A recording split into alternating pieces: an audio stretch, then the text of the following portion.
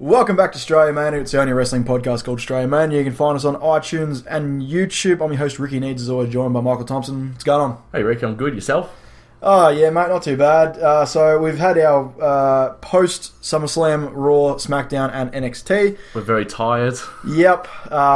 This is the last podcast for a week, which is nice. It's been a lot of talking about wrestling. I'm kind of just happy to sit back and watch a bit next week without having to do... What's it been, 6 podcasts in the last week? This is number 6. Jesus Christ. Dedication right here. This is lovely. Next time we'll be doing something like this would be Survivor Series. Yeah. Or WrestleMania season. Yeah, I think WrestleMania season we're going to get TakeOver, Raw, SmackDown, the show, and oh god. But until then, we're going to be breaking down Raw, SmackDown, NXT as we usually do, and we're going to have our little segment at the end. We're going to be talking about Bray Wyatt and what the hell to do with the poor bloke. But before then, let's get into Raw. Yep. Overall thoughts on the show? It was generic. Same old, same old. Very upsetting start to the show. Finn Balor out for 6 months or so with a torn shoulder injury that he sustained in the match against Seth Rollins at SummerSlam. So not the best news to come out of SummerSlam for, because now we've got the SummerSlam curse happening with, I think, up to 6 injuries from that weekend alone. Because we had 3 from NXT and 3 on from the main roster. Yeah, not a great result injury-wise. So Finn's out, Sasha Banks is out, Samoa Joe, obviously with his injury. What were the other ones? Austin Aries. Austin Aries is injured? Yep. What happened to him? I think eye socket or something, like something to his eye. Oh, I think I remember reading that. I'm just trying to think, what were the other ones? Yeah, good question. I know Sami Zayn's was a work. Yep. Sami Zayn, he managed to roll that ankle purposefully. It looked really, really bad on, like, when you watched it live. I was like, oh god, no, not someone else. But thankfully, it was all a work. And he did a damn good job because he fooled a lot of people on Twitter. I was live tweeting Raw, and people just were like, oh, come on, not again. But no, thankfully it's a work. It's all good. So he's safe. But yeah, really shit for Finn, especially... got pushed to the moon and back, coming right up from NXT to the main roster. Wins the championship in his first pay-per-view, and he's out. Now, this has sort of sparked the is Seth Rollins a safe worker debate again. Yep. I think it's a bullshit debate. Well, I think Bret Hart has slammed Seth Rollins for his in-ring work. I'm so... You're sick of... I hate... Look, I was never the biggest Bret Hart fan. I wasn't really watching wrestling when he was... doing his thing in his prime and going back and watching a lot of his matches. Yeah, he's a very, very good wrestler, but everything he says, it's like him and Vince Russo. Everything that they seem to say has this air of bitterness to it, which I don't really like. And yeah, him coming out and saying, like, after the John Cena nose last year, and then he effectively retired Sting as well. Yep. Now this, but for me it's like, well, he's done the buckle bomb hundreds if not thousands of times, and we've had 2 guys injured. That's a pretty fucking good record, to be honest. It's not the prettiest looking move, and there is obviously a danger element to it, so maybe it's something that he works out of his repertoire or alters some way to make it a bit safer for the person taking the move, but I do not think for 1 second that Seth Rollins is an unsafe worker. He's the same move. When he does the powerbomb, when he does the sunset flip into a powerbomb, off the top rope and all that. Like, he purposely injured himself there. He did his ACL there, but and we spoke about it at the SummerSlam podcast. Well, there was a few times during the match against Finn Balor, Seth Rollins had a few hesitations, including flying off the top rope and doing the sunset powerbomb because he thought, if this goes wrong, I'm going to tear my ACL again. Yeah, it's the thing that just injuries just happen. And you look back at what happened to Finn, his arm got caught up on the barricade. Usually they try to support themselves with both their arms. One arm slipped and the other one got caught. So maybe it's a case of, instead of taking that bump with your hands up, maybe drop your arms down and take it across the flat of your back rather than trying to take it with your arms as well. Maybe that is a situation, that problem, but... It was an accidental thing. It was, yeah, he's not an unsafe worker. He's one of the safest workers out there, I reckon. He's very, very good at what he does. He looks after his opponents in the ring He does. It's just these 2 or 3 now sort of high-profile things because it's obviously against Cena, Sting, and Balor in very high-profile matches that it's just sort of come to the forefront. But I think for a guy who it works as much as he does, and the amount of time he's done all those moves, his record, I guess, for hurting people is pretty good out there compared to a lot of other wrestlers. So he had a high-profile match at Battleground against his 2 former Shield brethren. That was a massive match. Yeah. And both of them came out unscathed with Rollins in the ring. Yeah, so I don't think it's a worthy debate that Seth Rollins is an unsafe worker. I think Bret Hart's just trying to get a bit of publicity on himself, to be honest.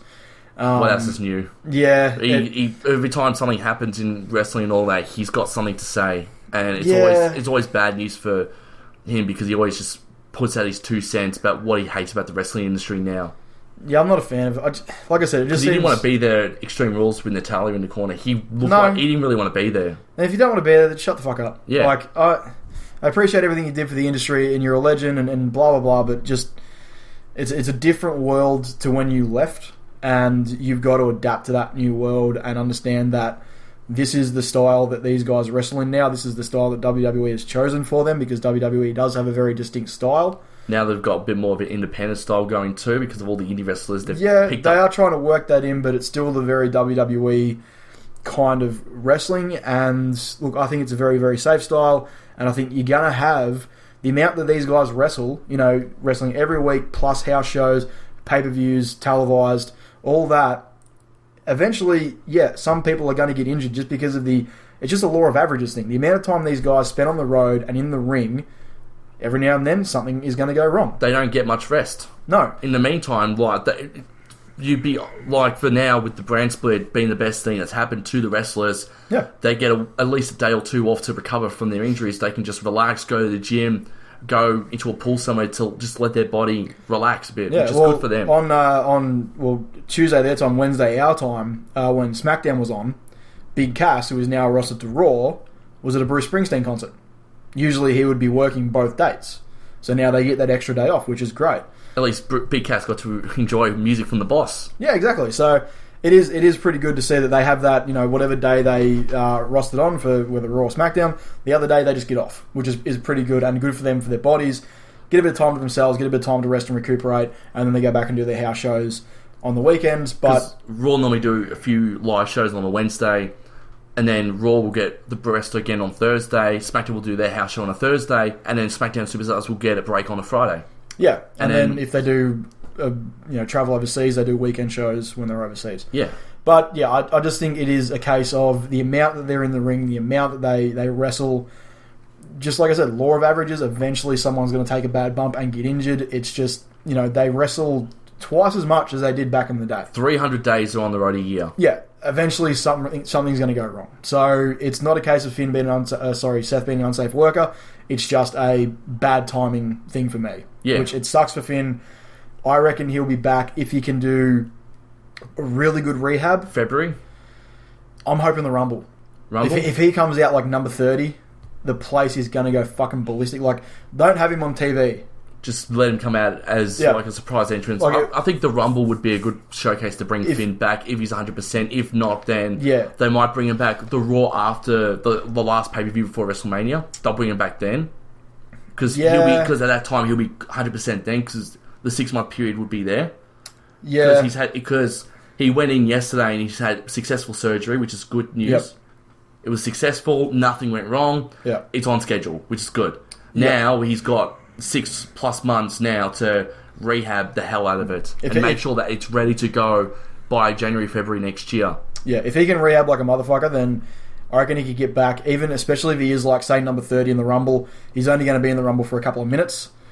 He wins the match, then he goes on TV for a couple of weeks, and then comes back the day after the pay-per-view in February, whether it's a Raw or SmackDown pay-per-view. Yep. He comes back the day after that, and then goes and starts working like crazy again up until WrestleMania season. But yeah, you get him coming back and you get him as the number 1 contender, have the main event spot at WrestleMania, which I think he deserves. I think it'll be him and Rollins again, most likely. That would be great. I would be more than happy with that. Where they're probably going to aim it for between now and WrestleMania. Yep. But like they've got superstars like Sami Zayn, Kevin Owens, Big Cass, Roman Reigns, Rusev, they've got those kind of superstars now to hold down the fort until Finn's fully 100% again, which is good to see. And speaking of all those guys, we had the opening segment, so Finn comes out, relinquishes the title. Very, very sad scenes. You could tell he got a bit emotional. So did Mick Foley. He got very emotional. Finally on Finn as well. Yep. At least he can go back to Ireland over Christmas and spend time with the family, which is good to see. At least he can fly back over to Ireland and see the family for Christmas. He will get time for himself because he's been on the road for, 2 years now? Came into NXT. 2.5, 3 years. And he's been on the road non-stop. So. Yeah, and he basically jumped straight from NXT to the main roster. Yeah, no break. So he got a call-off period of 3 weeks when he wasn't on TV for NXT. But that's about it. But then he got drafted straight away and all that. So he was at the performance center still training his ass off to get himself ready for the main roster. Yeah, so maybe the time off isn't the worst thing in the world. It is just really shit timing. But yeah, speaking of all those guys you mentioned, so we had after the first segment, we had a tournament set up. So 4 one-on-one matches. So we had Zayn and Rollins. We had Jericho and Reigns. We had Rusev and Big Cass. And we had Neville and Kevin Owens. That's the one. I was trying to think of that one. Which all culminated into a Fatal 4-Way match, which is now for Raw next week to basically crown a new Universal Champion going into Clash of the Champions. Who do you think's got it? I'm going to say they're going to put it on Rollins. Yeah, that's the no-brainer. He's the safe choice. They've seen him with the belt before. He's fantastic with the belt. They've got to book him properly this time because his first title reign was a bit dry. It was a bit stale. I think we got sick of it because he was. I never got sick of it. I love him as a fucking heel champion. He was good as a heel champion. I just got sick of the opponents he was taking on. Yeah, it was either Roman Reigns or Kane or John Cena or Kane. Yeah, or Roman Reigns and Kane. Yeah, or Kane and Kane or Kane and Kane. It's like, Kane. I know you're part of the authority. Just. Away from the title picture. I think that was the issue. Was he was tied in with the authority. Now that's not really a thing. Him and Stephanie don't have that big of a relationship on TV, so he will be his own heel champion, and I think he's going to do a fucking fantastic job. So I reckon give it to him. I would love to see Kevin Owens get the title, but not just yet. I reckon wait a little bit. Wait till maybe the end of the year. Give him a run at some point. Who do you think will be the opponent to Seth Rollins moving forward from now until at least Survivor Series? I reckon Sami Zayn. Sami Zayn? Sami Zayn and Seth Rollins. They put on a great match last night. I think Roman Reigns still needs to finish his war with Rusev. Yeah, I think... Because that match never happened. We want to see that match happen for the United States Championship and let those two fight each other out for a couple months. Yeah, I don't think there's any chance. Roman, for me, is the 0% chance. Cass is a 1% chance. Rollins an 80% chance. And whatever the rest of that is in the middle is Kevin Owens. So... Yeah, I reckon Rollins gets it. I reckon Sami Zayn and Roman Reigns after he's done with Rusev, depending on if he wins the belt or not. But they're the two really big faces on Raw right now.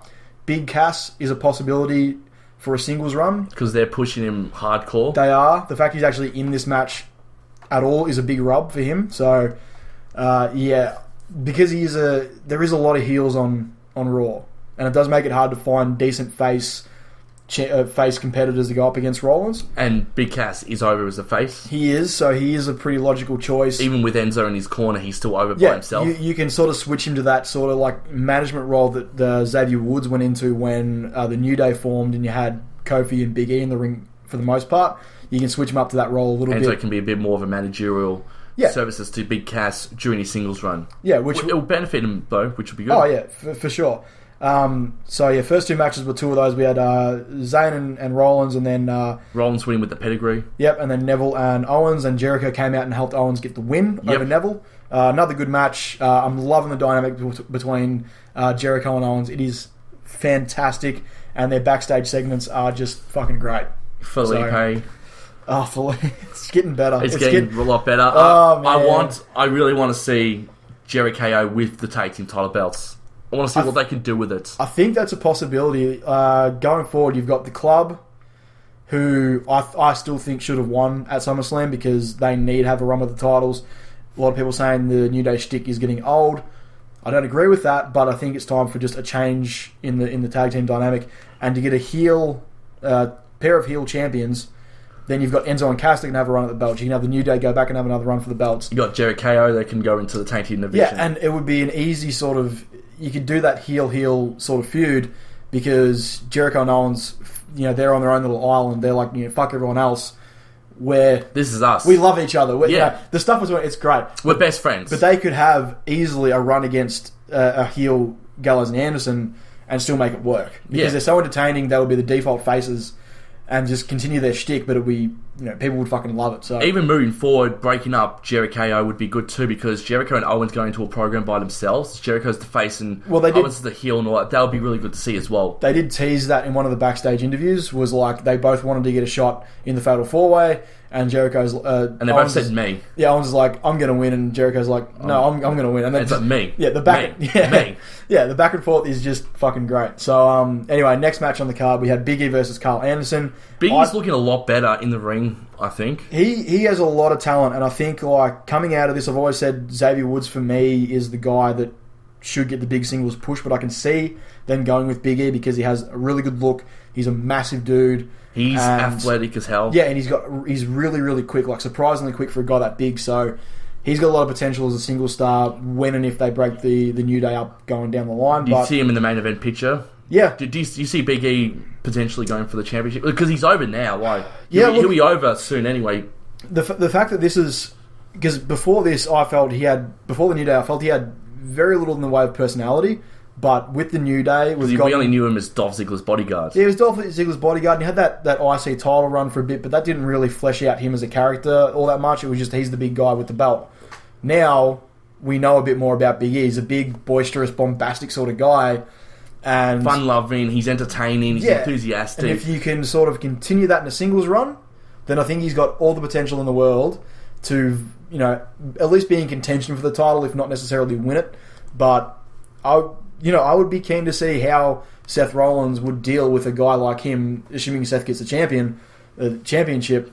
A feud with Big E could be really, really fun. So I reckon he is the big guy coming out. I think this was like a bit of a test to see what it was like with Big E not in the New Day, and possibly having a singles run for him in the future. Everyone loves Big E. I thought this, and even the club see him as the threat still, which is good. Yeah, I didn't see this. I didn't realize this was only a singles match until after the ad break because they sort of jumped into the match really quickly, and I thought it was for the belts. And I predicted in our SummerSlam post show that the New Day would drop the belts because that was day 365. The full year anniversary, so I thought they might drop him then just to give him the full year. No, it didn't happen. They'll probably drop it at Clash of Champions now, which is where they're probably going to go with it. Do you reckon the club are still number one contenders? Yeah. Okay. Because I'll explain when we get a little bit into Raw. All right. When we talk about the Dudleys, I'll tell you why. Yep. No, fair enough. Next up, we had a really awkward Titus O'Neil promo. It was not great, was it? No. He's not fantastic on the mic, and he lets the crowd fluster him really easily. He lets the crowd get to him. Like, they were chanting for Heath Slater and all this other stuff, and he was getting distracted by it, which isn't good. And then Bob Backlund comes out, he gets his ass kicked by Titus O'Neil, then Darren Young comes out, and it was a really messy segment. I wasn't a fan of it. It just, I don't know. Yeah, I'm not a big... I like the Darren Young, the gimmick. It's not terrible. If they do it properly, it can work really well. I think he's slowly getting over the crowd. It's been funny in the past, and it is sort of working. The more they sort of buy into it, or the more they commit to it, the more the crowd buys into it. So, because I think if they keep doing that, Darren Young could be in line for a mid-card push, at least for the United States Championship down the line. Yeah, but this, to me, the feud is just boring. Like, I don't care about the primetime players. I never really did. Like, and they've had... But Backlund putting the cross-arm chicken wing on Titus O'Neil, that was pretty cool. Well, he tried to. He couldn't get his couldn't get his arm around bloody Titus O'Neil's shoulders because he's massive. But it was fun to see that, though. Oh, yeah, like, that was okay. If he connected it, it would have been a fun segment because you could have seen, holy shit, Backlund still has it. Yeah. He hasn't lost it. But for someone who's 66, he's still got it. Certainly. But I don't like the idea of a guy who is 66 taking out a guy who is in his physical prime. It just doesn't make any sense. What I love, though, is that Backlund actually took a really good bump from Titus O'Neil for someone like him who's 66. See, Ric Flair, who's almost in his 70s now and all of that, he struggled to take a bump at 66. But Backlund can still take a bump at 66, which is... weird enough. Oh, yeah, but even when Backlund's 70, he'd still probably be able to take a bump. Well, we'll just see how long they fucking drag this gimmick out for. He might still be doing it when he's 70. Because Backlund's still in good physical condition for someone his age. For sure. Anyway, I don't care about the feud at all. They've feuded before, like when the Primetime Players first broke up. They had a match, Titus versus Darren Young. So yeah, I don't care. Next up was Big Cass Rusev. Big Cass Rusev. Rusev selling the rib injury, got the rib tape on. Walked out. Yeah, walked out, which was smart. He's getting his ass kicked by Cass. He's injured, so he walks out, and it's a heel thing to do, and it's a smart thing to do. It makes sense for his character that keeps him strong. Yeah, it keeps him strong. He doesn't take a loss necessarily to Big Cass, so that's fine. And yeah, I thought it was really effective. And Big Cass is in the Fatal 4-Way. Huge rub for him. Can't wait to see the match next week. Next up, the fun part. Charlotte comes out, delivers a promo with fucking Dana Brooke. Man, I'm really not buying her at all. I'm sick of her. She's doing the you deserve it, and it's you deserve it, clap, clap, clap, clap, clap, and she's like, you deserve it, clap, clap, clap, clap. I'm like, you can't even get that right. You can't even get the fucking clap pattern right for the you deserve it chant. I mean, what the fuck? She's terrible. I really don't know why the fuck she got elevated to main. She's not all that good in the ring. She can't cut a promo or be in the ring with a microphone to save her fucking life. I just don't get it. Well, Vince is not high on her. No, and backstage apparently is not high on her at all in general. So, but anyway, she's out. Charlotte cuts a pretty decent heel promo, and Mick Foley comes out. Mick Foley comes out, and look, at this point, everyone is already chanting for Bayley, and you can tell Mick Foley's like, "Yeah, I'm going to get to that. Just let me get to that." So he does his bit, and he's like, "We've signed the hottest new free agent in the women's division." Boom, Bayley's music hits the fucking roof, just lifts off the place. I'm glad Mick Foley didn't say her name as well. Like, he just kept it in suspense. We all knew what was going to happen, but I'm glad the suspense kicked in as well, which is good. Yeah, so Bayley comes out, and just the whole place just goes crazy. I'm marking out watching it. I'm loving it, because I fucking love Bayley so much. Bayley's so good. And anyway, so she comes out, and she gives Mick Foley a hug, which was fucking great. I loved it. And then she challenges Charlotte to a match. And Charlotte's like, nope, not happening, but I'll give you Dana Brooke. And then they proceed to have a match that I'm guessing Bayley carried on her shoulders, because... Bayley to Bayley. Yeah, Bayley to Bayley. 1, 2, 3. All done with. And yeah, Bayley is now on Raw, and she will be fighting Charlotte for the belt at Clash of Champions, I would expect. Yeah. While Sasha Banks is recuperating. Yeah, and she's a good placeholder for Sasha until she comes back. I don't think she's going to win the title. Which is fine, because Bayley has said she didn't want to come up to main and go straight into the main event scene. At least we'll see a Bayley-Nia Jax feud going forward, which would be good to see again, because they put on some pretty decent matches in NXT. And it does make sense now, because I was sort of waiting for that. There wasn't really another big face on Raw in the women's division, because Paige is obviously off with suspension, so... Now when Nia Jax moves from crushing jobbers to an actual feud, Bayley is ready-made right there. We've seen him work in NXT. They're really good. So going forward... They can use that backstory in NXT with the feud going forward too. Yeah, and then eventually, like, you've got to think it is culminating with Bayley Sasha at WrestleMania next year. Yep. That's money. I honestly think, fuck it, put it as the main event. Like, your crowd is going to go home very happy. I would happily see that. Braun Strowman is another person who's crushing jobbers, and he did another jobber again, and it's like... Johnny Knockout. Moving forwards? No. Oh, you want to talk about this?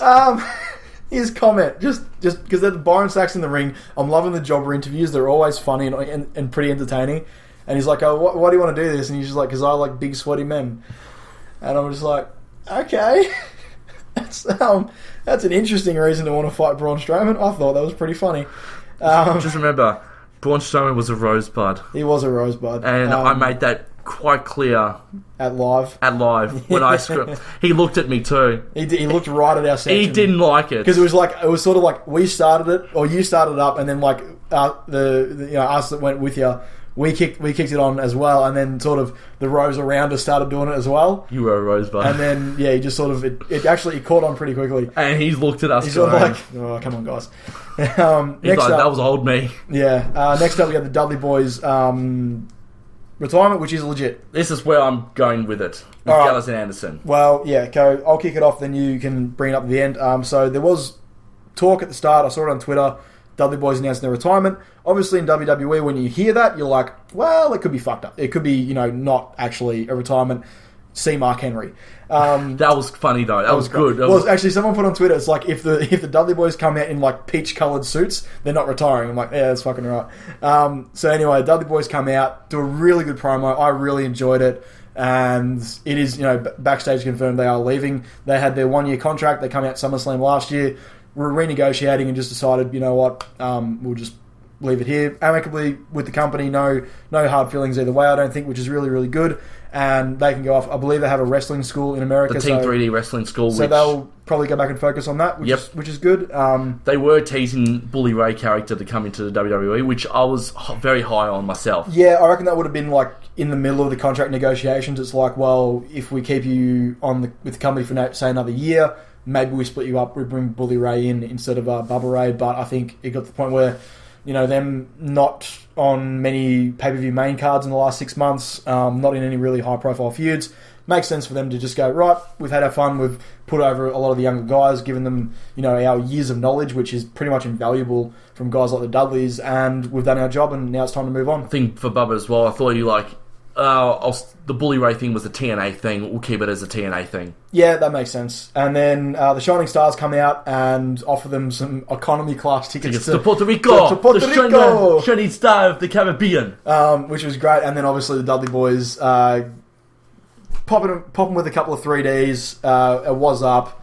And they go to grab the table. How much longer are we going to have the Shining Stars on Raw? Look, bring Carlito in. And I can see that gimmick getting over. Yeah, just either bring Carlito in or just please get rid of him. Yeah, it's not a good thing. Anyway, send us to TNA. TNA would eat him up. Yeah. So we get a Devon, get the tables, and the whole place goes nuts. Goes nuts for that because Bubba Ray gives him the 1, 2, 3. Devon get the table. It was awesome. Gets the table and then the club. Yeah. This is where I'm going. Okay, go. The club ruining Team 3. The Dudleys' final... Sorry, Team 3D, TNA. Spike's not there, man. No. So what they're doing is, when you ruin a retirement, you go over. Yeah. Jeff Hardy leaving the WWE in 2009, he didn't get sort of like him waving sort of good... He waved goodbye and all that. CM Punk attacked him from behind. CM Punk officially got over as a heel. Everyone hated him because they didn't let Jeff Hardy have his little moments of him finally saying goodbye to the WWE. Gallows and Anderson have just done that now with the Dudleys. Yep. This will put them over as the heels that they were in New Japan. I think, starting from now, when you do something like that to a team like the Dudleys, who have been together for 25 years, and you put Devon through a table, you destroy them on their last night in the company before they officially retire, people are going to hate you. And I saw a bit of New Japan in Gallows and Anderson when they were attacking the Dudleys.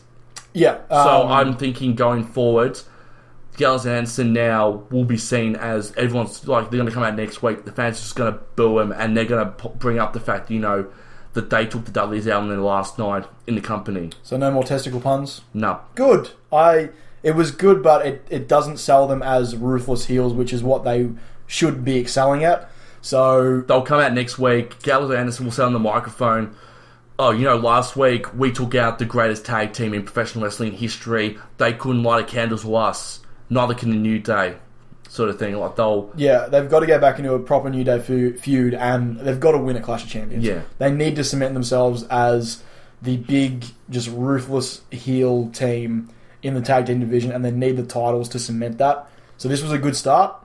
I liked what they did to the Dudleys to basically just destroy them on their last night in the company. It symbolises that it's now time to put these guys over as the heels. Yeah, get these people that hate them. They need to come out next week and cut a pretty damn good promo of what they did to the Dudleys. Yeah, what this means too. I thought it worked really well. Like all I wanted to see was one more 3D through a table. I didn't get that, so now I fucking hate Gallows and Anderson, and that works so well. So Magic Killer through the table to Devon. Yeah, that was a nice touch. Through the table was a very, very nice touch with the Magic Killer. They did a lot of that in Japan as well. Yeah, they used to from what I've seen, they used to put a lot of their opponents through tables with the Magic Killer. Alright, good. So this could be the first of many, hopefully, putting them through tables. Yeah, we might see a lot of more woodwork, but this time we'll be seeing Gallows and Anderson using the wood to put their opponents through tables. Hell, even having a tables match for the tag team titles at Clash of Champions would be a good touch. Yeah. I'd be happy with that. Would you want to save that till TLC? TLC, yeah. Yeah, I can save it to see. Like, give them a straight up match. first of all, to get the titles, and then maybe a tables match at TLC, and they retain Depending if Raw has the rights to TLC. Yeah, I'm not too sure. I'm trying to think in my head. I think SmackDown's got the rights to TLC because Raw's got Roadblock. Yeah, I guess we'll see, because I'm not too sure. Because Raw's got Hell in the Cell. Yep. And then I think Raw's also got Roadblock, so even if a tables match happens at Clash of Champions, it'd be a good touch. Yeah, they can work it in some way. It'd be a fun gimmick match to have. Yeah, or you could work it in. You could probably work it into Hell in a Cell maybe as well. That's an extreme-ish pay-per-view. Yep. Final match of the night, we had Roman Reigns versus Chris Jericho for the last spot in the Fatal 4-Way. Super Roman prevailed. Yeah, Roman goes over. Owens came out to help Jericho. Didn't go as planned. Big spear. Roman gets the win, which I think is the smart decision. Yep. Roman was, he was in the title picture a month ago. So it makes sense for him to still be in the title picture now, even though we know he's not going to win it because he's sort of dropped down the card because of his suspension and the backstage isn't as hot on him. But I think having Jericho and Owens in the same match this early into them being together wouldn't have been good because you would have had that clash and the teasing of them breaking up. I want to see them go for a few more months together before we get the teasers of them really breaking up. I think we're going to see Jericho come out next week and help Owens. I think you're going to have Jericho come to the ring. I think Enzo come to the ring. Rusev will insert himself as well because he's got unfinished business with Reigns. It could honestly be a situation where you have those three come to the ring and take out everyone else and Rollins is left standing. Like, there's no one out there to either take him out or help him, and he's just the guy left like, well, I'm going to take that belt, thank you very much. Yeah. Which, it could honestly be the way it goes. It could be a bit of a clusterfuck, but if they book it right and have all those interferences, it could work pretty well. And having those three matches again at not Clash of Champions is going to be good. Yeah, because exactly. You'll have like the double main event of Rusev versus Roman Reigns. They'll have a gimmick match because they didn't really start at SummerSlam. No. Then they'll have Zayn and Rollins as well going forward with the championship match. Which is what I hope they actually do. I really can't think of anybody else. It'd be a good it'd be good to have those two as the co-main events. Like those two could be the last two matches on the card at Clash of Champions, and people would go into it because they would love it. And Sammy is so over. He is. He's so over. Anyway, so that was Raw. I thought it was a pretty good show. That obviously backstage word was they were still writing the show as it went to air. Oh, really? Because the thing with Finn happened so late in the day.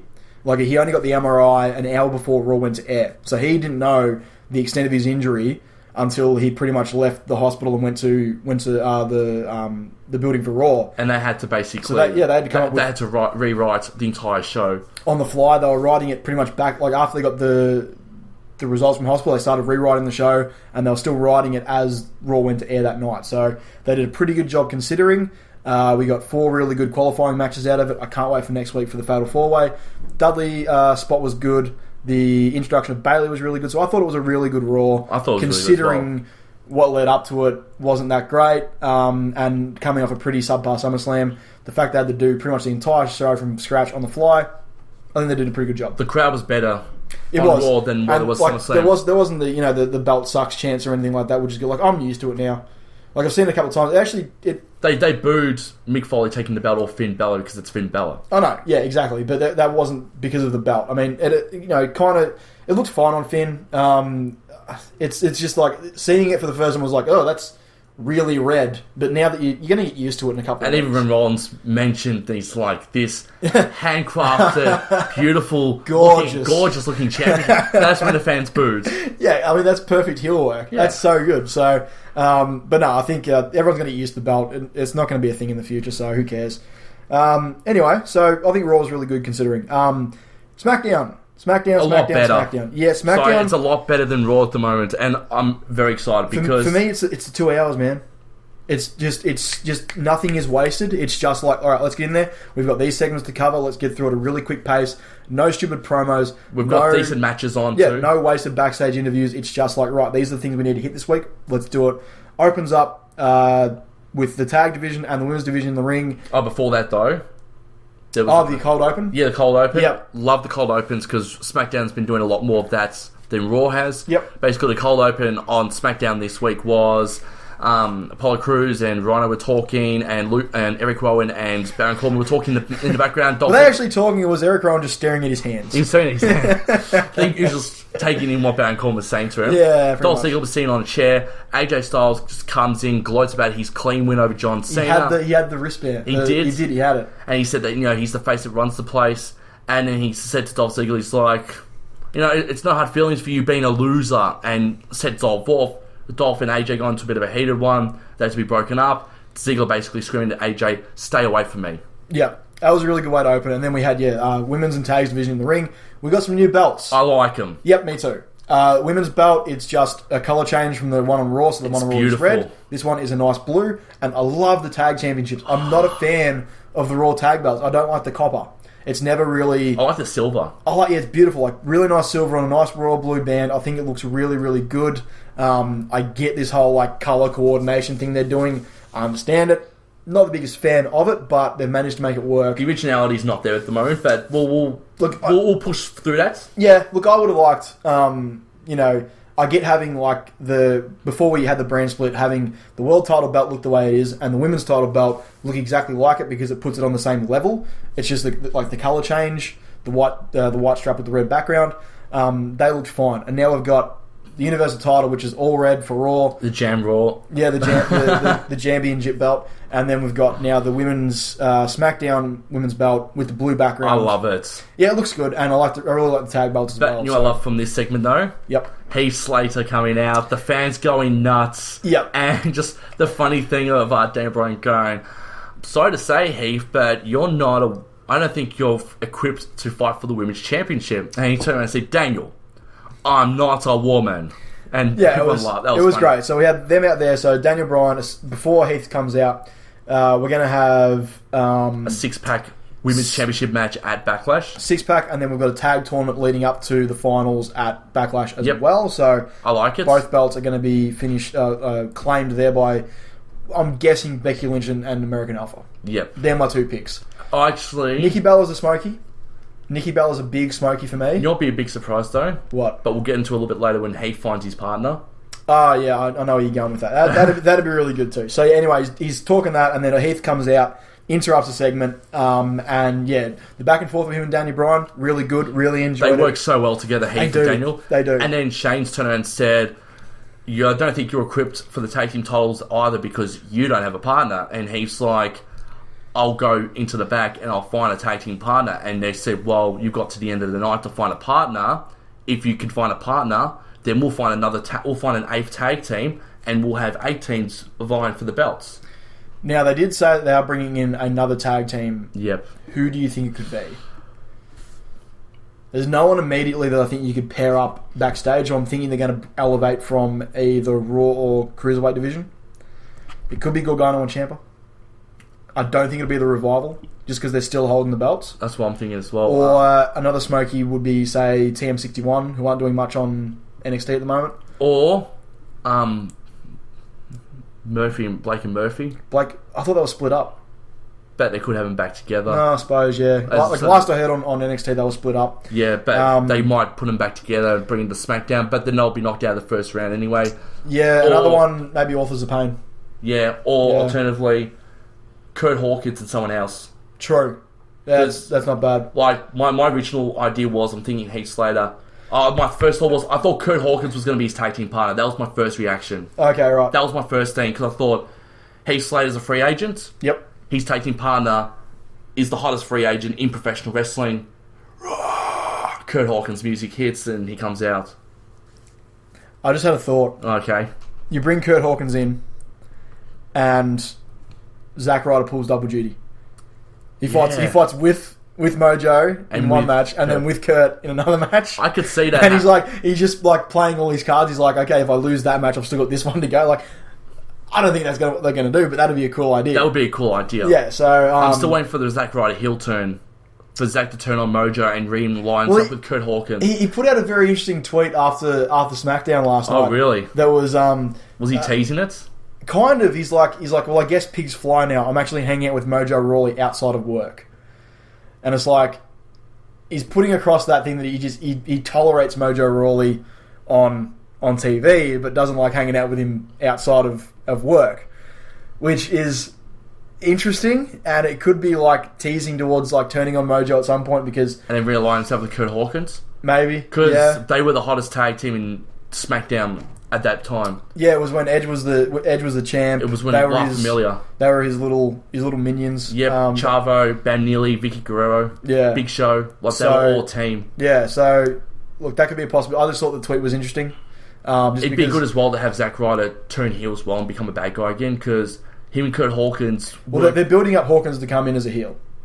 Like, the stupid little promos and the dumb little facts. Yeah. It's like, that's a very heelish thing to do. It's not really a face gimmick, so it could be a possibility down the line. It'd be good to have Ryder and Hawkins together again. Oh, yeah, I'd happily see that. Because at least it'd be legitimacy in the tag team division on SmackDown. Yeah. No, I'll be keen for it. Anyway. Them and American Alpha could put on some really good matches in the future. Oh, yeah. Well, they put on a really good match later on the night, but next up, Becky Lynch versus Alexa Bliss. Pretty solid match. I'm warming up to Alexa Bliss's wrestling skills. I think she's getting better each and every week. Slowly, yeah, especially in the ring with someone like Becky Lynch, who is fantastic in the ring. I thought it was a good match, solid match. Not much else to say, really. No. Just killed some time, but it was still entertaining, so good for them. Next up, Usos versus the Ascension for a spot in the tag team final. They looked a bit good, the Ascension, in there. Look, there's the thing, like, when they were on NXT, they were great. They were like still the longest reigning tag champions in NXT. Their gimmick there worked really well. They're really good in the ring. They're that, very... the comparison is a lot, Demolition and the Road Warriors, because they have that look, but they're also bigger dudes, and they have a very power moveset compared to the Usos' high-flying set. Usos got the win. Moving forward, poor Ascension. Hopefully, at some point, they find a way to make these guys a legit threat in the company. But at the moment, just the way they've been booked, there's no chance of that happening. Would Connor and Victor be good as singles competitors? I don't know. Obviously, there was a reason they were put in a tag team together down at NXT, because maybe they didn't see... Because Connor was on the NXT reality show before NXT became its own sole brand, because he was the first one that came in. So I don't know whether they didn't see singles potential in either of them, but thought, hey, put them together. They got a good look. We can work them as a tag team. So I'm not too sure, but I think at some point they need a gimmick or an angle where they can actually be a dominant threat. It's just the way they've been booked the last year and a bit they've been in the company. It's going to take a lot of work to make them believable, because they have been buried a lot. They have, unfortunately. Similar to the Vaudevillains. Yeah, which is a real shame. Next up, AJ Styles comes out, talks up his win over John Cena. I thought it was really, really good. I loved it. Ziggler comes out again, attacking or trying to attack AJ Styles. And then we get... Was it Brian that came out? Yep. Yeah, and Brian. He said, enough, I'm not going to let you two ruin SmackDown. Yep. And so he put him in a match. So essentially he names AJ Styles as number one contender for Dean Ambrose's title, which after winning against John Cena makes a lot of sense. Yep. And he's basically said if Dolph Ziggler beats AJ, then Dolph Ziggler deserves another shot at the World Championship, because he's... he beat the man who's basically the number one contender to Dean Ambrose's WWE World Heavyweight Championship. Yeah, so that match was set up as the main event for the end of the night. I could see where it's going to go moving forwards. Yeah, look, a little bit. Yeah, we'll get to that when we get to the actual main event. And I also want to talk about Talking Smack as well, because some interesting stuff happened there. Anyway, next segment we had Carmella versus Nikki Bella. This is the start of it. Yep, Carmella came out. No pop, once again. She can't buy one to save her life. Nikki Bella comes out. Woo! Renee Young interviews her. Says, welcome back. And Nikki's like, thank you. Good to be back. Can't believe I'm wrestling again. I thought I was never going to wrestle again. The doctor said never going to wrestle. And then bang! Carmella just out of nowhere just starts attacking. And that's when the fans started booing her. Yeah, so we've effectively orchestrated a weird double turn, because Nikki came out and fought with the heel tag team. Yep. Comes out, but acts like a face on SmackDown, and then gets attacked by a face. Who's now turned heel. Who's now turned heel. So Nikki Bella is essentially face. I think they were stuck in a situation on SummerSlam where it was like, we have a gap in the heel tag team.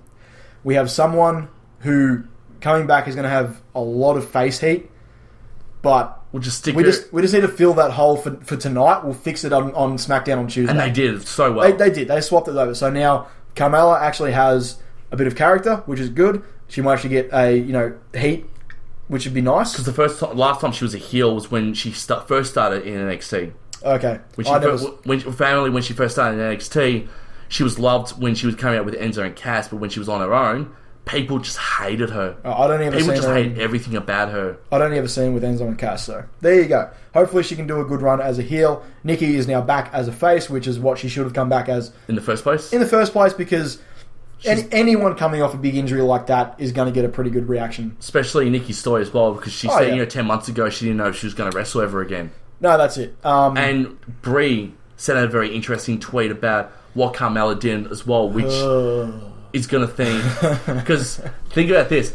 Brie has semi-retired. She hasn't fully retired yet. I thought she'd fully retired. I thought we were done with her. She might come back to SmackDown as sort of like... She comes out and just asks Carmella why she's attacking her sister. Maybe. I hope she doesn't wrestle again. I don't think she'll wrestle. I think she'll be more as a manager to Nikki. Because she's still doing she's doing the Total Balors and Total Divas and all that sort of shit. So she's still part of the company. She just retired from... And her husband is general manager of SmackDown. Yes, but I think she's just retired from in-ring competition. She'll still be around. She might be the voice of reason that asks Carmella what's gone into her. Why is she doing this to her sister?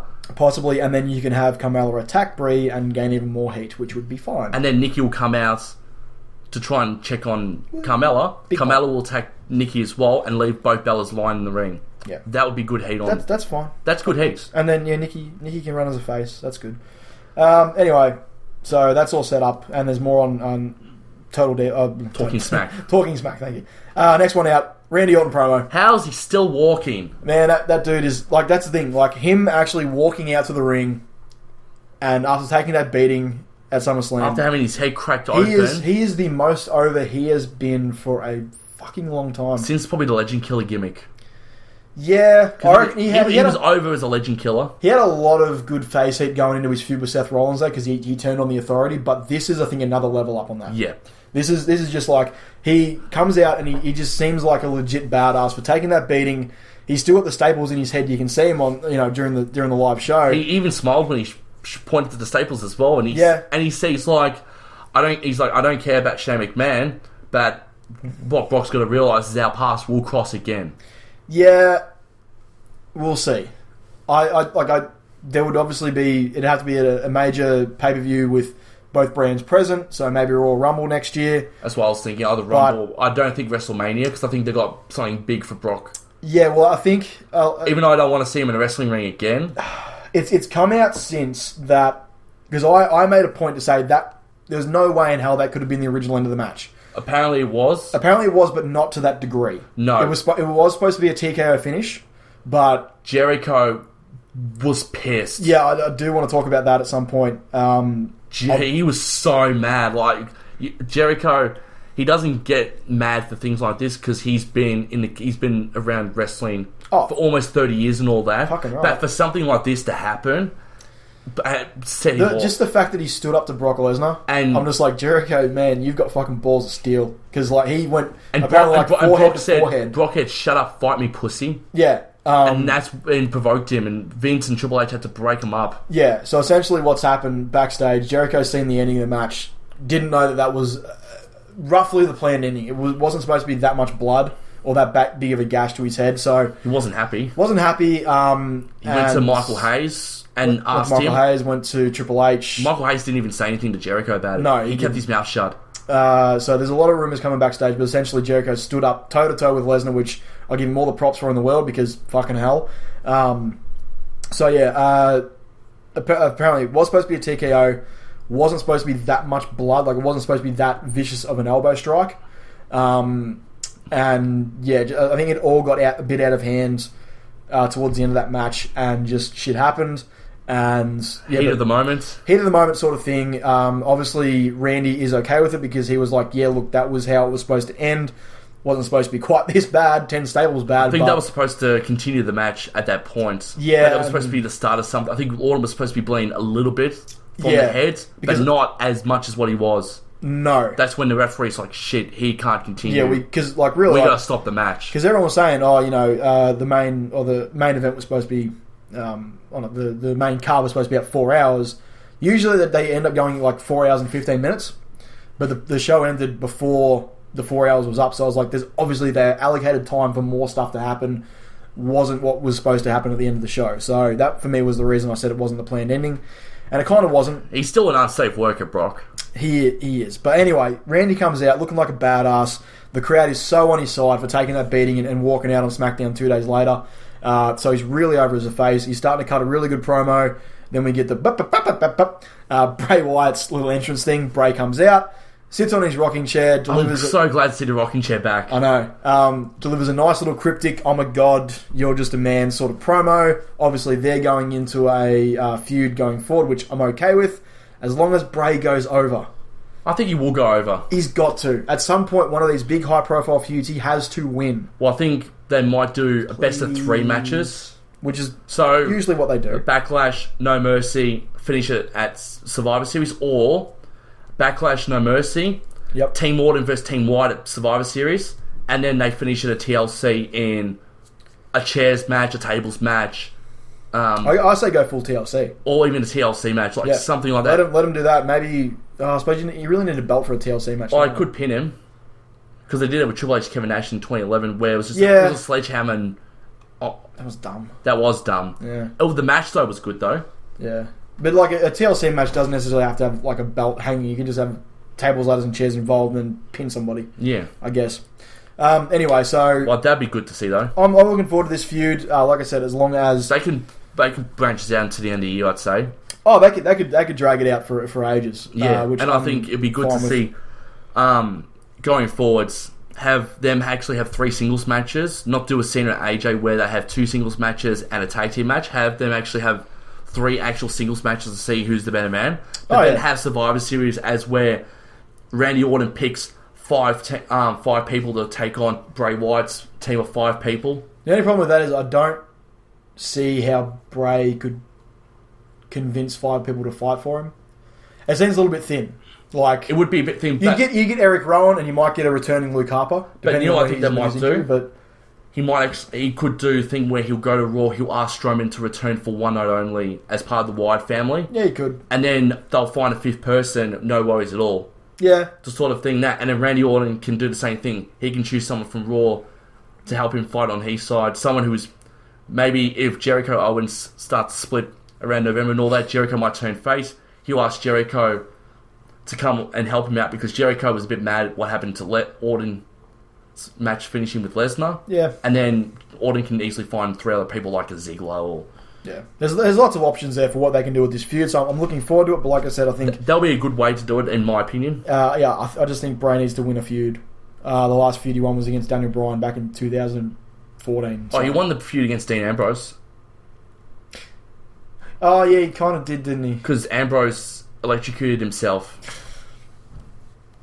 Yeah, I know. It was so fucking dumb. That was good, though. Oh, I love the ending. No, but I loved that match. It was such a good match up until he grabs a fucking TV and it explodes in like sparks in his face. It was so dumb. Like, why? It was like the beginning to that feud was, Seth and Dean in a fantastic Hell in a Cell match. The hologram. And then fucking Bray Wyatt's hologram. I'm just like, why end a feud, a really fucking good feud and a really good match like that? That is dumb. I don't like it. Anyway, next match, American Alpha versus Breezango. You want to talk about this? This was a great match. This was fucking fantastic. And I saw your tweet as well about you were excited to just watch Tyler Breeze in the ring solely. Yeah, I completely forgot like how good he was back in NXT. And he was sort of the main focal point of this match. Fandango. I keep just thinking Breezango in my head. Fandango was sort of on the outer, getting the hot tags to Breeze. Breeze was in this match the most. And just the offense he managed, because obviously he's worked with American Alpha before. He knows the two very well in singles really and tag team. So it was just a really, really fun match to watch. And like, even they did like a little backstage bit with Breezango before the match started. That was really funny. Like I'm liking these two together. It's good. Well, what's really funny though is that 3 years ago, when Jordan first started out and all that, Jordan was a jobber as a singles competitor, and Breeze was beating his ass left, right, and centre around Full Sail University. Now look at 3 years later, tables are turned. American Alpha's the hottest thing in tag team wrestling, and Tyler Breeze is, holding off for dear life in the tag team division. Yeah, but no, look, I thought they were really good. Things can change in 3 years. I know, but I thought it was really good, and yeah, it was just a very entertaining match, and yeah, I really liked Tyler Breeze in this. I forgot how good of a work he is, just because he's been so buried. But I think since coming onto the main roster, yeah. But I think like now that the roster's a bit thinner over on SmackDown, he'll have a bit of a time to shine. I reckon there's another singles push. Maybe. For Breeze. I'm just trying to think like a timeline, mate. Maybe face Tyler Breeze. That's a tough one, but him versus The Miz would put on some pretty decent matches, I'd say. Yeah, I was going to say it is tough to have that sort of character go face, but it did work with John Morrison, so they could wrangle it. I reckon by maybe the end of the year, maybe even WrestleMania time, he could be broken up from Fandango and go on a singles run. So maybe if The Miz is still Intercontinental champion by then, which most likely I reckon he will be. He's holding that thing forever, and he's talking about the World Tour. And he could do the whole thing where if he gets closer to and all that, he might reference the Honky Tonk Man quite a fair bit, saying, I've held this championship just as long as the Honky Tonk Man, or just about to as well. And then someone comes out and squashes him. Yeah. But no, I thought it was just a really, really good match. American Alpha, fantastic as always. Yeah. I love their finisher. I can't wait for Kurt Angle to, be the guy. Apparently. I'm hoping. We'll see. Anyway, main event time. This was amazing. This was a great match. Pay-per-view quality match here. This was fantastic. See, I'm not going to lie. I love Ambrose as the WWE World Champion. But I can't wait to down the road, I want to see Ziggler and AJ fight for the World Championship. I want them to fight for the big gold because they put on a pay-per-view quality match like that. Effectively, you could have AJ win, which I think he's going to, and then he has his rematch with Ambrose. Ambrose loses, and then you go straight into a feud with Ziggler. Yeah. And if Ziggler will put on a show. If they want to keep Ziggler at the top of the card, which it seems like they want to do because he is that other face, especially when Cena's out. So if you want to keep him there, put him with AJ because, my God, this match was great. It was just fast-paced, hard-hitting, great combinations. They're pushing Dolph, which is good. They are. And putting him in a match on a main event on a SmackDown with AJ Styles just shows they want to keep him in that main event picture. Which is good. For now, which is great. And I want these two to feud properly when one of them has the belt because it would be fantastic. Do you think Ziggler will turn heel and cost Dean Ambrose the championship at Backlash? No, because they're going to keep AJ heel because he's such a good fucking heel. He is. And then what do you think they'll do with Ziggler? I reckon Ziggler can stay face. What do you think they'll do with him for the time being? He might miss Backlash or going to a program with The Miz. I would hate for him to get thrown into a feud just for no reason. One thing they could do, and I could see him making it work. Guest referee. Actually, that could work. Haven't had a guest referee for a while. Ziggler would be a good special guest referee for that match because he's had a fight with both of them. Yeah, I can't remember the last special guest referee in a major match. And both of them hate his guts as well. Yeah, so it would work well. It would be like he would call it down the middle as much as he just dislikes both of these guys equally. So that could be a possibility to keep him in the main event picture at Backlash without having him be in a match, but having him as special guest referee. Make it happen. I would happily see that. So yeah, I'd be happy with that as well. Also, another thing that didn't really say too much on SmackDown either is Baron Corbin and Kalisto are going to go into a fight most likely at Backlash. Baron Corbin actually came out on the pre-show on SummerSlam, which I found out, and he basically said, Kalisto's not here. I was supposed to face Kalisto in a match on the pre-show. He's a coward. He wasn't here. Yeah, they So now I think they're going to wait until Backlash. They were supposed to have a fight, but they overbooked the card and didn't have time for him. Yeah. I read the spoilers for... But he called Kalisto a coward because he said Kalisto didn't show up, which I loved. I read the spoilers for or the plans for SummerSlam today, and I like that though. Just really keeps Corbin as this dastardly heel, saying he thinks that Kalisto's a coward because he didn't turn up to SummerSlam to face him. But apparently the only reason that the Six Stevers tag team match was on the main card was because of Nikki Bella returning. Yeah. Otherwise, it would have been on the pre-show, and they swapped that with the Sheamus Cesaro match. Yeah, which is a shame because that was a really good match. That was a really good match. I've gone back and watched it since. Oh, good. I'm looking forward to number 2s next week. Yep. I'm actually just putting having no real stakes except for a best of 7, the better man wins. I'm kind of excited for this. I'm hoping they add some sort of stipulation towards the end where it's like you get a shot at the US title or you get a free agent contract to go wherever you want or whatever at some point. But for now, just seeing who's the better man It's a pretty good gimmick. It's not bad, actually, looking back on it. Baron Corbin, Kalisto going forward and all that, do you think it'll be a good match between those two? It is that, going back to Rey Mysterio fighting guys like The Undertaker and Big Show and that during his championship run. It's like, how does this guy win? But I reckon Kalisto's a good enough worker that he can make it work, and Baron Corbin is getting better as a heel. And as an in-ring performer, because bit by bit. So they're using the story because Baron Corbin's still using the story that Kalisto cost him a chance to be on the card of SummerSlam for the Intercontinental Championship. He's still using that shtick, saying Kalisto was the one who cost him. That's not a bad idea. Match. It could work going forward. That triple threat match. Because ever since that triple threat match, Corbin's just been targeting nothing but Kalisto, and he's been doing it because he felt that he should have won that match and should have faced the Miz for the Intercontinental Championship. They've got to do a promo next week. Just because, it was on the pre-show. Not everyone watched the pre-show. There was no real mention of it on SmackDown this week. No. So they've got to do a promo because you can't... They've only got, 2 more SmackDowns before... Backlash, so they've got to start building it. I think they're going to build it for next week. Yeah, it's got to start to... I thought they would have done it this week, but they might have not had time to do it. But that's the thing, I can't find a segment that I would have cut out of this week. So yeah, exactly. It's tough. And then also we had a backstage segment with Shane O'Mac saying that he's going to deal with Brock Lesnar. It's not over between him and Brock, which a lot of people are like, Brock Lesnar versus Shane McMahon. Shane McMahon. No, don't. I don't want to see a father of 3 die in the ring. No, I don't want to see that. I don't think his kids want to see him die in the ring. They almost saw him dying, put himself through that table. Oh, no, that was top of the cell. That was more than enough for me.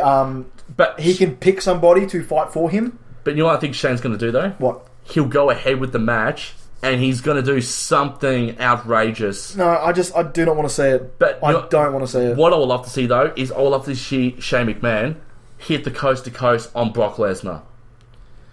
No, I just do not want to see it. I do not, because, it's fair enough having Brock Lesnar against someone like Randy Orton or John Cena, who is, they are wrestlers and they're athletes and they're, their bodies can handle that sort of shit. Not the boss's son. But Shane O'Mac, he did one crazy spot at WrestleMania, but I just don't want to see him get in the ring with a guy who was a UFC World Heavyweight Champion who put 10 staples in Randy Orton's head. No, never, ever. Because Undertaker looked after Shane in that match. He did, and I don't trust Brock to look after Shane O'Mac. No. I don't trust him to do it, so I don't want to fucking see it. Shane can choose as someone else to fight for him, but no, Shane is not getting in the fucking ring with Brock Lesnar. No. We can also put out there too, Heath Slater did find a tag team partner. That's right. Rhino. Yeah, Rhino's going to use that tag money to get himself that above ground pool. Yep. Which I thought was good. That was great. Because Heath Slater mentioned that he was looking to get a new pool for his house as well. Yeah. For his wife and his kids. What's that sweet above ground pool? Yeah, he wants that sweet above ground pool. Rhino wants that above ground pool too. I thought it was really cool because Rhino's the guy that cost him the contract. But now he wants to make it up to him. Yeah, which that's fine. Of all the people, I'm trying to rack my brain during the show. Who the hell backstage could he team up with? I was thinking, I thought Rhino. And that big meaty hand lands on Heath Slater's shoulder. The Arn Anderson. Yep. Little bit backstage was great. So I wasn't the first one. I'm not your first pick. That was a mistake. That was fucking great. I'm off. And I had a feeling it was going to be Rhino or even Apollo Crews. I was thinking as well. Apollo Crews is one that crossed my mind because I actually I spaced for a minute that Rhino was actually on the roster, and then as soon as that big meaty hand just comes down on Heath's shoulder, I'm like, it's Rhino, which I thought was really good. So and plus, Heath Slater used a line similar to Step Brothers. He's like, has this mean we're tag team partners? Yeah. And he hugged Rhino and he got excited. He's like, let's go tell Shane. Look, and they walked off. Okay, the chances of them actually winning. I think this is where... I think the final will be American Alpha versus Rhino and Heath Slater. But I think Slater and Rhino will win it and Heath Slater will finally get his contract. And then they'll lose it to American Alpha the 2 nights on SmackDown. That's a possibility. I think that's what they'll do because... I think... Because it'll be good for Heath Slater to finally get his contract because as much as I'm loving the free agency and all that, we're not going to see Heath Slater on Raw. He's going to be the one staying on SmackDown primarily. So at some point, it needs to come to an end. Yeah, so I think Backlash is a good way to finish it because Heath Slater gets his contract. He's a SmackDown superstar. He was a tag team champion with Rhino. How many people can say that? 2 days later, American Alpha invokes their rematch or invokes a rematch clause. Yeah, which will most likely but get, I would kind of them. like to see American Alpha get the win on a bigger stage than just a SmackDown, because they're the future of the tag team division on SmackDown. Or here we go. Alternatively, you let Rhino and Heath Slater hold the titles until No Mercy, and the American Alpha take the titles off them at No Mercy. That's alright. I could see that. So yeah, let Slater and Rhino hold the titles for a month. Yeah, which is not too bad. No, that's fine. At least we'll make, because Heath Slater's already over. Imagine what he'd be like if he's a tag team champion. I just one, I want Heathy Baby to get his contract, and two, I just want to hear that pop when they win. Like, it would be... The pop's going to go nuts. It would be massive. Anyway. And imagine just Mauro Ranallo screaming at Heath Slater and Rhino are the new tag team champions of SmackDown. That'd be fine. Like, he would go nuts over that. Problem whatsoever, because it happened with Miz, it happened with Sandow. When him and Miz won the tag team titles, that's when Sandow officially was over with the crowd, because not only was he the stunt double that everyone loved, he became a tag team champion with the Miz. With his little fake belts. Yeah. Loved it. I loved it. Miz with the real ones, Miz out with the fake ones. Anyway, so do you want to talk about some Bray Wyatt? I don't want you talking smack first. Oh yeah, the Miz's promo. Damn. Before that, Nikki Bella, Carmella continuing the assault on Nikki Bella while Nikki Bella was being spoken to by Renee Young properly about her returning to the main roster. Love it. Good heat. It shows now, like, I'll play it next week on SmackDown Double I. Yeah. Nikki Bella was attacked last week by Carmella, who's incensed with, making her life miserable whatsoever. They play it. Fans will go, boo. Carmella comes out, boo. She'll actually get a pop. Like a reaction. She'll get a reaction. She'll get a hate. It's about fucking time. Carmella heat, it'll be called. Yeah. The Miz. Damn, man. On Daniel Bryan. Whew. What a fucking promo. People are still wondering if this was a work shoot. It's a work. Yeah. It's 100% a work, because, the Miz is the quintessential company guy. He does, he fucking dressed up in a fucking chicken suit and got his ass handed to him by Dolph Ziggler. As Colonel Sanders. Yeah. So he also did that stupid ad for Domino's Pizza. And the one for Scooby-Doo. Yeah. He's the company guy, but the fact that it was so fucking good that everyone's like, is this a shoot? It just is testament to how good he actually is. Like, on the microphone too. I've loved The Miz pretty much since the Sandow days. I wasn't a big fan of him when he was in the main event picture, because it just never clicked quite well. But ever since the Sandow days, adding the narcissistic element, and then when Maurice came back, even better. And now I'm loving him, because he's such a fucking good heel. And this promo was great. So, and he'll bring it up again on SmackDown on Tuesday. He'll go nuts at Daniel Bryan. He'll ask Daniel Bryan to come out and just tell the whole world what you said to me on Talking Smack last week. Yeah, call me a coward in front of the entire world. Yeah, so it was really good. And if you haven't checked it out, go watch Talking Smack on the network. See, I was a fan of The Miz when he was with John Morrison. Yeah, and then I started losing interest when him and Big Show broke up. Yeah, when Miz Show broke up, I started losing interest. Yeah, the sort of late 2000s for him weren't a great period. He just 2007, 2008 was probably his best period when he was with Miz and Morrison when they were together, because I remember watching it all the time on WWE.com was the Dirt Sheet. I used to love watching that every Wednesday, every Thursday, watching the Dirt Sheet, seeing who they made fun of that week, and they used to bring the Dirt Sheet to ECW as well and on SmackDown, and they used to just make fun of everyone. Yeah, which was good. Anyway. It was a good promo. Go watch it. Go check it out. It's unbelievable. Yeah, it's great. So anyway, Bray Wyatt. Yep. We're going to work out what to do with the boy. So, but now it's good because we have a starting block, which is a feud with Randy Orton. Yeah. So, do you want to go first? You want to sort of go what do you reckon should happen from this point onwards? First, I'm going to say, for those who have not heard us before, this is Booking 101 with Ricki and Michael. We need a little jingle for that. We do. Yeah.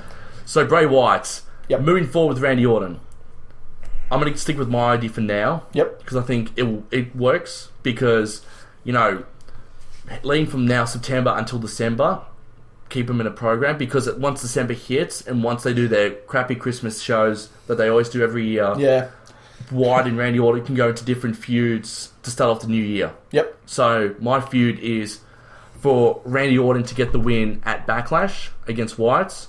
Wyatt to get the reverse win at No Mercy.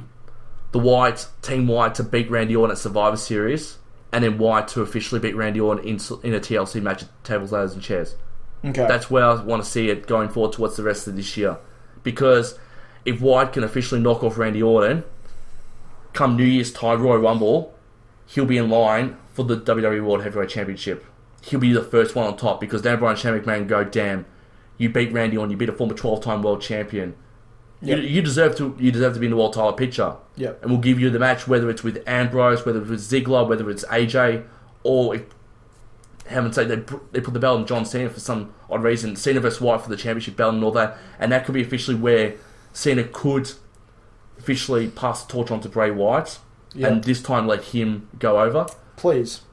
But maybe not Cena, but it'd be good to see Ambrose vs. Wyatt. It'd be good to see AJ vs. Wyatt. It'd be good to see Dolph Ziggler vs. Bray Wyatt. Yeah. Because Ziggler and Wyatt have never really had a program before. And yet they've been in and out of the company, both of them, over the last... Well, Dolph's been there for over 10 years, and Wyatt's been in and out of the company the last 6-7 years. Yeah. So it'd be good. I think Ziggler and Wyatt could have good chemistry in the ring. Yeah. Could you have a grounded guy named Bray Wyatt, and you got someone like Dolph Ziggler who is not afraid to do some high flyers, super kicking, famouses, whatever he wants to do. Yeah, no, I pretty much agree with all of that. It is, like, just focusing on Bray Wyatt, it is very easy to sort of book him from now until, say, you get into main event WrestleMania, because I think it's in his future, but at the moment, the glut of people coming in is just, it's so good, it's so hard to focus on someone just like him. Like, you got Kevin Owens, you got Sami Zayn, Finn Balor when he gets back from injury, Seth Rollins, Dean Ambrose. Like, it's so hard to sort of pick one guy out. But if I was to just focus on Bray Wyatt for the next 12 months, have him win the feud with Randy, yep, like you said, drag it out over a series of 4 to 5 matches. You could do that very easily. Drag it out until you get up to Rumble, go into the Rumble, and Bray Wyatt wins the Rumble, which would be... He was your pick last year. He was my pick last year because I really fucking wanted him to win it. But like this year, I see either Finn returning and winning it or Kevin Owens winning it. They're my two big picks for the Rumble coming up next year. But if I was to focus on Bray Wyatt, I'd have Bray Wyatt win the Rumble with help. So Luke Harper didn't come out with Bray Wyatt for his promo against Randy Orton. I love the Wyatt family dynamic. I really want to build that back together. Luke Harper obviously still injured. I can't wait for him to return. I think they might pair him back for the short time being. Yeah, but Luke Harper's one of the really good big men in the company right now. Very underrated. Fantastic worker in the ring. You look at his stuff with Dolph Ziggler for the IC title. Fantastic. So you bring him back. Him and Ambrose were good too. Him and Ambrose like had that a really Extreme good Rules match where they just left during their match. Yeah, and then when the car went to go get something to eat and then came back. That was great. It was still counter technically. They were still fighting each other. Oh, yeah. And they were apparently the commentators were like, "Oh, they're tearing up the city." Legitimately, they actually fought for an hour. Yeah. If you look on the thing on Wikipedia, it will say that Dean Ambrose and Luke Harper had a 1 hour match against each other. It's just half an hour. That match was not even anywhere in the arena. No, but anyway, so I'd have him win. So. He could, and I think with the best thing with the Rumble, and I think they should make this goes for Money in the Bank as well. Money in the Bank should be a joint pay-per-view. But Rumble, you win the Rumble, and you have the choice to go after whoever you want. Bray goes after. I'm trying to think who's going to be the champion on Raw. Well, the thing it probably should be Seth at that point, I reckon. Well, they want to put the belt on Brock as well. I heard that. They don't want to put the belt on Brock, but I don't like that. I know you don't like that. I don't like that at all. Would you be happy for a Brock versus Bray Wyatt WrestleMania match, though? Brock and Bray is not a bad idea. Because Bray would hold his own against Brock. He would, but at this stage, I would much rather see Samoa Joe v. Brock at WrestleMania next year. That would be money as hell. Not Kevin Owens? I want Kevin Owens to be in a title picture next year. So, like I said, I've got him as my legit pick for the Rumble next year is Kevin Owens. But if I was booking Bray, I'd have Bray win it. Maybe go after the Raw World title because I reckon you're going to have Seth. It could be Seth. It could be... I reckon have him go after Seth. And this could be, if you wanted to, start to turn Seth face and have Bray come across to Raw in a swap because you can team up with Braun Strowman again. You can easily bring across the family as one kind of pick, if you like. And then as Seth transitions into a face, the Wyatt family go into the top spot as the top heel on Raw because Brock's there twice a year, so it doesn't fucking matter. And yeah, I'd have Bray go over at WrestleMania, get the belt off Seth, and then you've got your draft coming up, and you can bring a few superstars from Raw across to SmackDown to shore up the numbers that you lost, and then you have the Wyatt family running roughshod over Raw, and you can have a plethora of faces and even heels that you can have him feud against, and the rest of the Wyatt family feud against on Raw for the rest of the year. Like Sami Zayn would be great, love that. Kevin Owens at some point, Chris Jericho, Finn Balor, Demon versus the Eater of Worlds. That is just money. That's money right there. So there's so much you can do with Bray, especially on Raw. I do like him on SmackDown because they do need that big heel that they don't really have. But I think there's more money for him on Raw. So that'd be my idea. I agree with you going forward, because when Joe and Nakamura do come up to the main roster, they'll go to SmackDown. Joe will become more what Wyatt is now, as the monster heel on SmackDown. Yeah, he can take that place. Yeah, and because once Joe and Nakamura go to SmackDown and all that, Bray will then sort of drop a little bit the ladder. He will, but I think if you don't have that big monster, aside from Braun Strowman obviously on Raw, but you bring across Bray, you reunite the Wyatt family, which I think was a mistake to break them up in the first place, and yeah, you put the Wyatt family back together, all 4 members, put the belt on him, and have that whole team just dominate Raw, and you've got all your big, your really underdog baby faces like your Finn Balor and your Sami Zayn trying to, continually trying to get the title off him, and he holds it for a long time. A year? Or close to it? Maybe, yeah. Like, I could see him running with it for ages, and then your babyface, like maybe your Sami Zayn, who I think is or even Finn Balor, purpose-built to take on a guy like that. The pop they'll get when they beat Bray Wyatt finally, massive, and you've got an instant star made, no questions asked. So that helps out the Raw brand, helps out SmackDown by bringing numbers over there to make up for it and giving it a bit of a fresh feel. It makes big face main eventers out of like Sami Zayn and Finn Balor, even though he's already there, and you get finally Bray gets the recognition he deserves for the work he does. So what they could do, if they want to officially sort of wipe CM Punk from the record books, have Bray Wyatt hold the title for more than 434 days, and then have like a Sami Zayn or Finn Balor beat him, which will immediately put them at the top. Oh yeah, because it means that they, at least it won't be like a part-timer like The Rock who ruined that. Yeah, it will be like Sami Zayn or Finn Balor to beat Bray Wyatt after he's held it for so long. I agree. It will put them top of the thing and all that, because that's definitely a possibility. If Bray Wyatt holds it for 450 days and Sami Zayn or Finn Balor knocks him off the top of the pedestal, they go in and go, you know what, I was the guy who beats the guy who held the championship for 450 days. Who can say they've done that? Yep. So, alright, there are ideas for Bray Wyatt. They're relatively the same idea. It's putting him in these high-profile feuds and actually having a win. See, mine was short-term, yours is long-term. Yeah, I like to think a little bit more long-term, just in because it's good to book for the short-term, but then it's like, what do you do after that point? I feel that's kind of the writer's issue backstage. At least it wasn't until the brand split. It was like, let's write for the next maybe pay-per-view or 2 pay-per-view cycle, but then you get to the end of that cycle and you're like, what do we do now? And the same thing happened to Sami Zayn. He said that once the program with him and Kevin Owens was done, they had nothing written for him. So, he went into the tag match in SummerSlam when he, in the pre-show. Yeah, in the pre-show where he was in one of the main events for Battleground. So, that's thinking long term. Even though you have issues like the injuries happening and stuff, you can still work around that if you have a big long term plan. Then, if stuff changes, you can just sort of take an element out, put an element back in, and sort of replace it, and it works better. Whereas if you book for the short term, then like what happened with Finn Balor, they booked him to win the title, and then he's got an injury, and now they've had to sort of scramble to work out what to do from here on in. So, I don't know, there are ideas, but I think we're done. Yeah, we're done. We've talked a lot about this week. It was a big week. It was a massive week. I think we've done over 7 hours of podcasting this week alone. We've done a lot. 6 or 7 hours, I think, roughly. I'm glad we're not going to be back in the studio for a full week. Yep. It's going to be nice to just not talk and just enjoy wrestling for a little bit. Might as well just spend the weekend watching the network. Yeah, might as well. I was thinking I want to go back and watch NXT. I want to watch the Gargano Ciampa match against the Revival again. It's so fucking good. Anyway, watch Bobby Roode's match again. Yeah, true. I just want to watch NXT Takeover again. It was so good. Anyway, speaking of, you can go and find our podcast not only on iTunes, not only on Podbean, but on YouTube as well. And you can find us, so yeah, all the big podcasting apps. So obviously iTunes on Apple, any podcasting app on Android that you have, you'll be able to find us there because all of them, I'm pretty sure, use the iTunes database. Yep.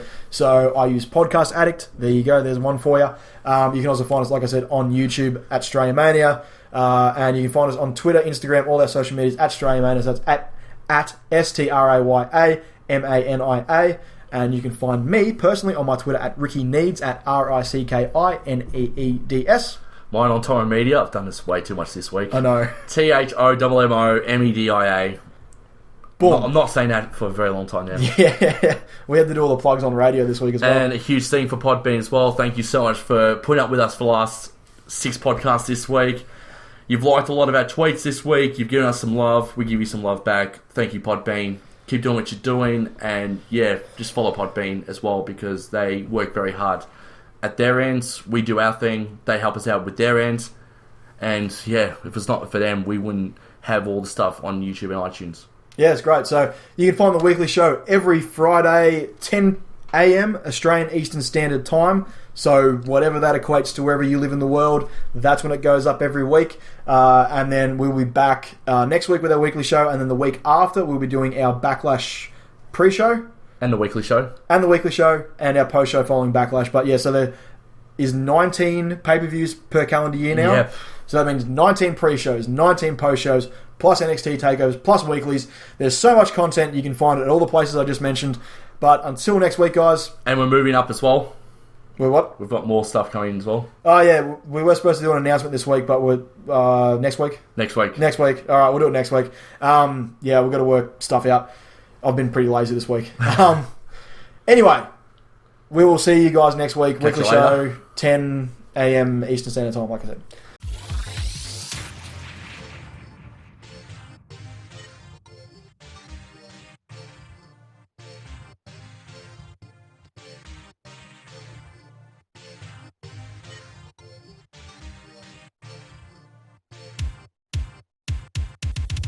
Mm-hmm.